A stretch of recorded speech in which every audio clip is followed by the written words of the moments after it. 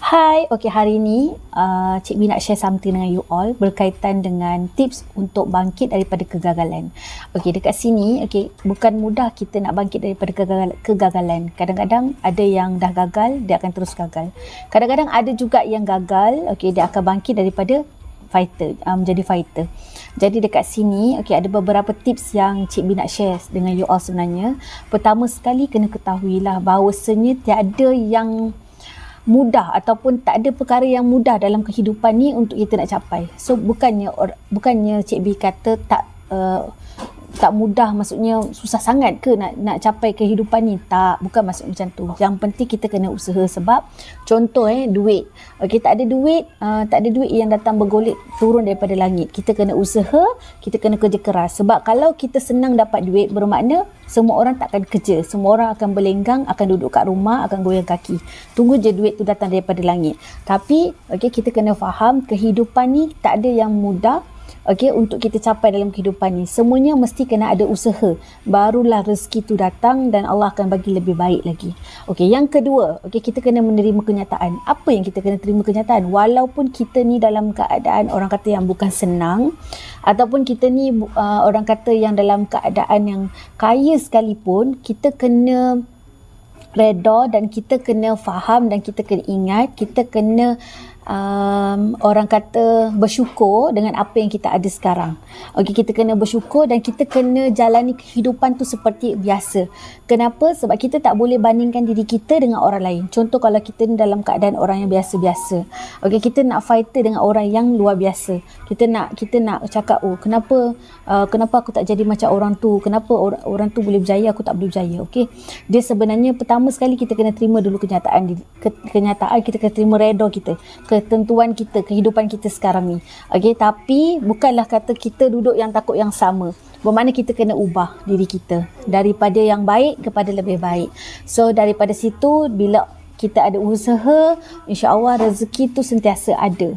Dan tapi kalau kita tak berusaha tapi kita nak kaya, itu memang susah sikit lah kan. So semua orang akan faham. So kena tahu dan kita kena terima kenyataan yang bahawasanya kita kena jalani kehidupan tu sebaik mungkin seperti orang yang biasa. Maksudnya semua orang akan melalui fasa kehidupan yang berbeza, tetapi fasa yang sama. Tak ada orang yang lebih contoh macam Cik B jam waktu 24 jam. Mungkin orang lain yang lebih senang 48 jam. Tak, sebenarnya semua orang masa pun sama je, 24 jam. Cara kita je macam mana kita nak menggunakan masa tu sebaik mungkin. Sebab tu orang cakap masa tu emas. So yang ketiga, ubah erti kegagalan. Kita kena ubah erti kegagalan tu. Maksudnya walaupun kita gagal, kita tak give up untuk kita usaha lebih baik dan kita tak akan putus asa, serta kita akan orang kata ingat. Bila kita senang nanti one day kita akan ingat yang kita ni pernah susah. Bila kita susah kita ingat yang bahawasanya kita nak cuba senang ni macam mana. So kita kena fikir benda tu. Kita kena ubah kehidupan kita sendiri. Tak ada orang lain yang boleh ubah diri kita. So daripada kita gagal, kita kena fikirkan, kena usahakan, tak boleh putus asa macam mana kita nak, orang kata nak fighter diri kita kepada kejayaan. So kita nak ubah diri kita tu, hanya diri kita je yang boleh bentuk diri kita sendiri. Tak ada orang lain.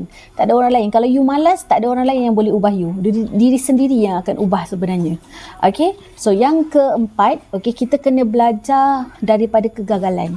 Kebiasaannya orang selalu cakap benda ni, belajar daripada kegagalan yang lepas-lepas. Kita jangan ulang lagi kesilapan yang ada, yang sama. Kita kena belajar, perbaiki, dan supaya Allah tu pemudahkan segala urusan kita.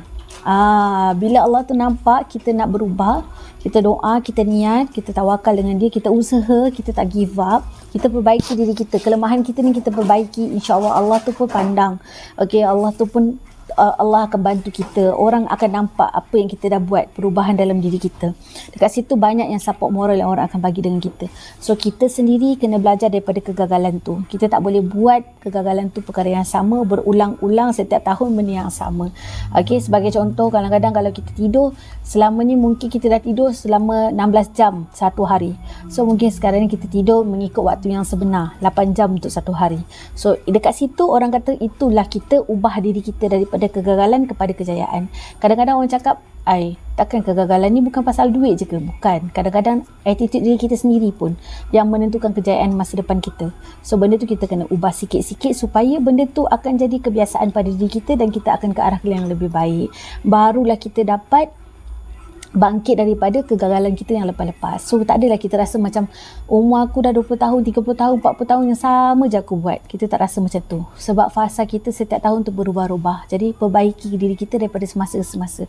Tapi jangan terlampau lambat lah. Sebab kalau terlampau lambat pun orang kata nak berjaya macam mana kalau semua benda you buat sambil lewa lambat-lambat, tak apalah, esok lah. So sampai bila, tak sampai ke tahun depan pun belum tentu awak akan ubah benda tu.